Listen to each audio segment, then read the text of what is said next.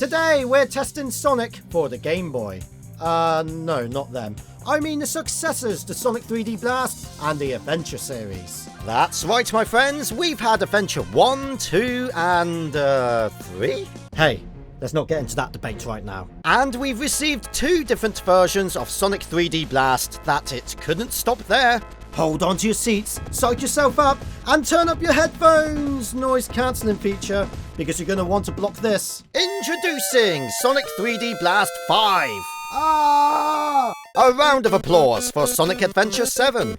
Ah! Give it up for Sonic Adventure 8.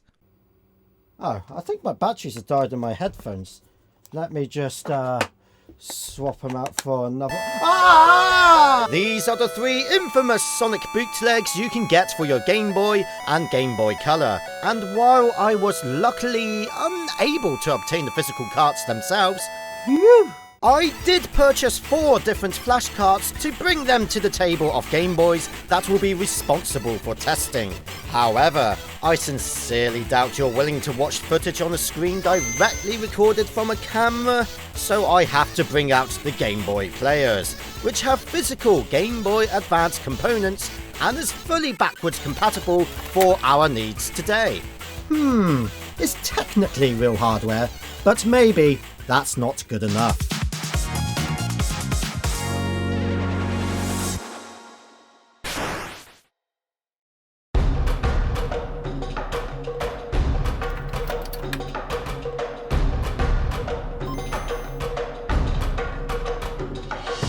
Before we dive too far into the systems, let's start with obtaining the best picture quality I can provide to you. That's where the Game Boy player comes in, meaning I can natively scale the gameplay 15 times in a 4K canvas. That's huge! That's what she said. You wish yours was that big. Wait, what? So we'll commence with the EverDrive GB X7 and boot up Sonic 3D Blast 5. Firstly, Sonic's Red! Okay, and you can take swift action, right? Sorry, just on the phone to my lawyer. Because this is technically a non-colour game, the console is applying the first palette in line, but holding B and left at the BIOS forces everything to monochrome. Ah, much better. Shame the music cannot be improved in any way. These chiptunes are just dreadful.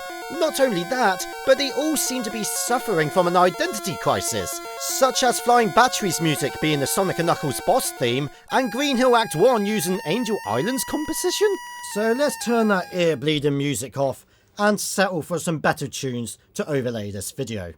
And on with the game. These still screenshots of Sonic 3D doesn't give us the best impression. Anyway, he has the skill sets that we all come to expect. He can run, jump, roll. Heck, he can even spin dash. Neat. Embarrassingly, they hinder you more than they help you. Do you think I'm joking?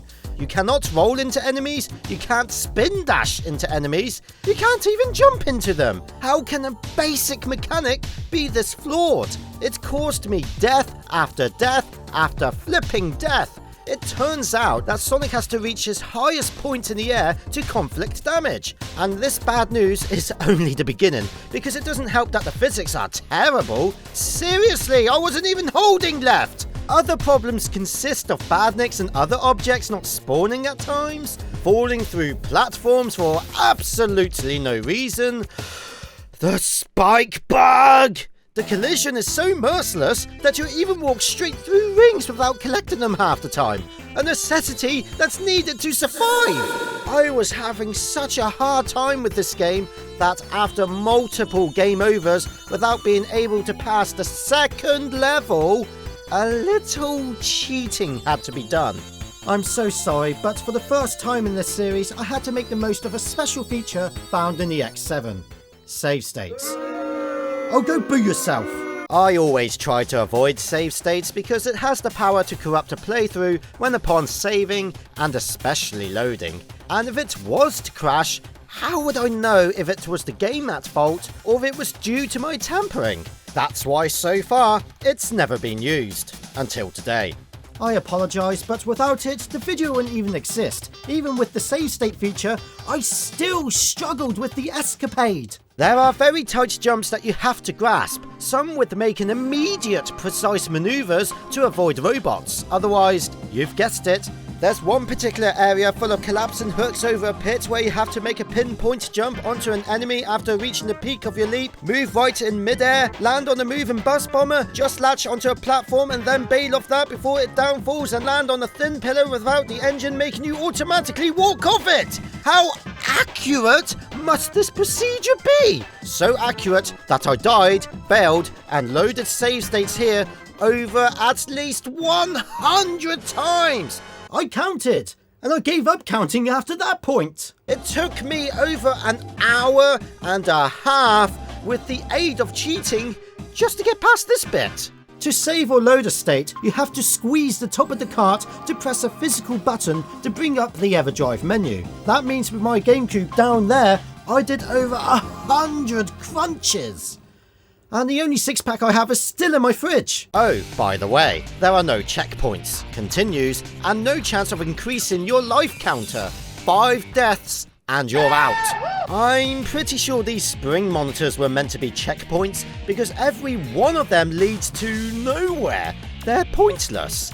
And it expects me to pass all 5 levels with its poor physics, design choices, and player defects? What a crock of shit. And how about that? The game can crash. To be fair, this only happened thrice in the same area. Ironically, the area I lost a life over 100 times. And that's because I died but landed on a platform and Sonic got hurt again. I think the game just confused itself. Admittedly, even after the use of save states, the game ran fine on the X7. Right, let's test this ROM on another EverDrive and on a different Game Boy.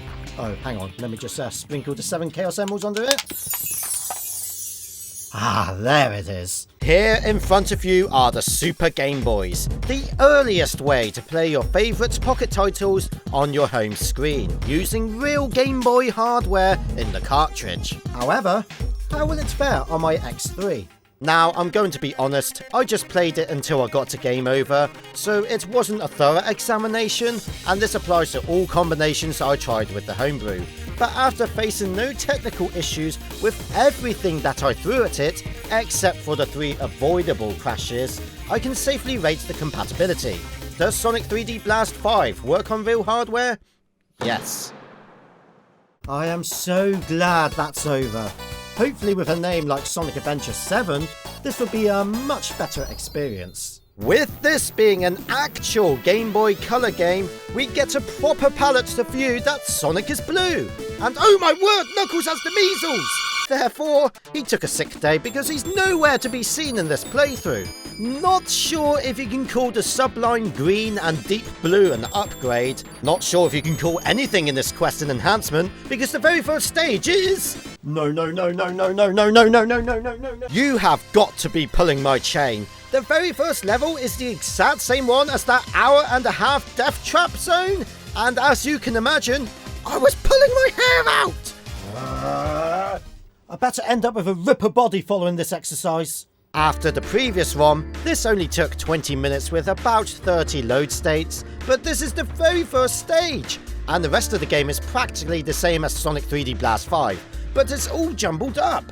In fact, the initial zone from before is now the final zone, and that's the only one I can complete without cheating.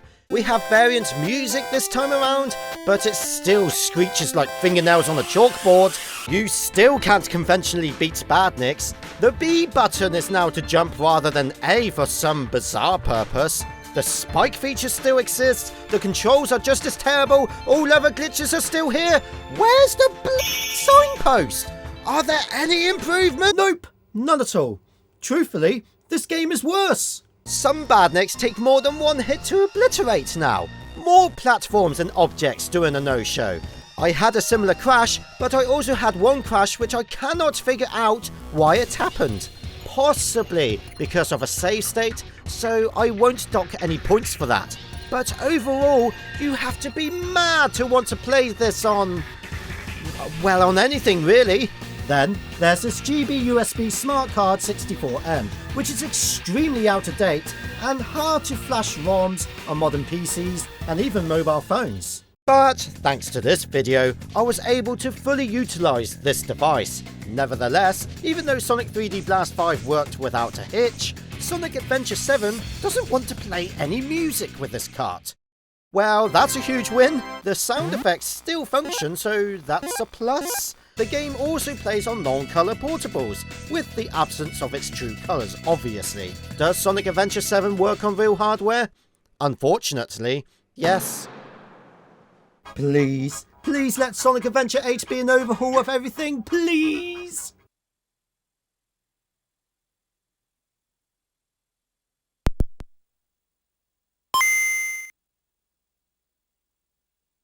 Oh no, it doesn't work. What a shame. Whichever cart or appliance I booted this game on, it refused to bypass the BIOS. Except for the Super Game Boys. Oh, let me just scatter some more gems onto this device. Look, my wife isn't here to help me out this time. Here it is. The Super Game Boy 2. A Japanese exclusive bringing improvements over the original, such as an added link port, new borders, but most importantly, a true refresh rate to match the proper Game Boy speed. And yes, this also booted Sonic 8 just fine. But despite the hardware improvements, this homebrew really? Yet again, it's the same sadistic game. More deaths, more missing platforms, no fixes to the mechanics, nothing. These are probably the worst Sonic games I've ever played. You laugh, but I'd rather play this 3 times over than these bootlegs again. I mean, I beg your pudding! Alright, so we know what to expect out of Sonic Adventure 8, but it only works on Super Game Boys. But then, I had an idea. I did a bit of research and discovered that the checksum is incorrect. The Super variants don't care about this fact, but the other consoles can be picky and will refuse to boot up. A simple program can be downloaded to fix this, and voila! Now it works. But that's us fixing an issue, and that's deceitful. Then remember this? Well, with number 8, the music is corrupted. Gordon Bennett, shoot my ears off already! Also, when this level starts, the foreground is empty, yet it does recover swiftly. With all the evidence gathered, does Sonic Adventure 8 work on real hardware? I, for myself, rank this partially. There's one more to try, but I'm going to cut this short. Pokémon Jade, which again is a hack of the previous 3 titles, but with Pikachu as the protagonist. However, not a single machine wanted to play this. It would succeed the BIOS, but hang from there. And using this program to fix it did no wonders. Even emulators struggled. Apart from this particular one, called H-Hug Boy, I think that's how you pronounce it. But then I've been told it freezes upon ending the first zone. I wanted to validate this for myself and... for the love of God! Please give this video a like. That's all I ask because I had to do this level again! Albeit after finishing the stage. Yep, there's our confirmation. Easy one here. Does Pokémon Jade work on real hardware? No. And finally, I am done with this video, never to look at these games again.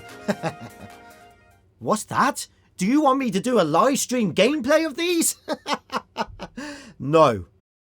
Alright, there's a modern remake called Blasting Adventure. Let me know in the comments if I should try that out. But until then, I best go buy a lot of Commodore 64 gear.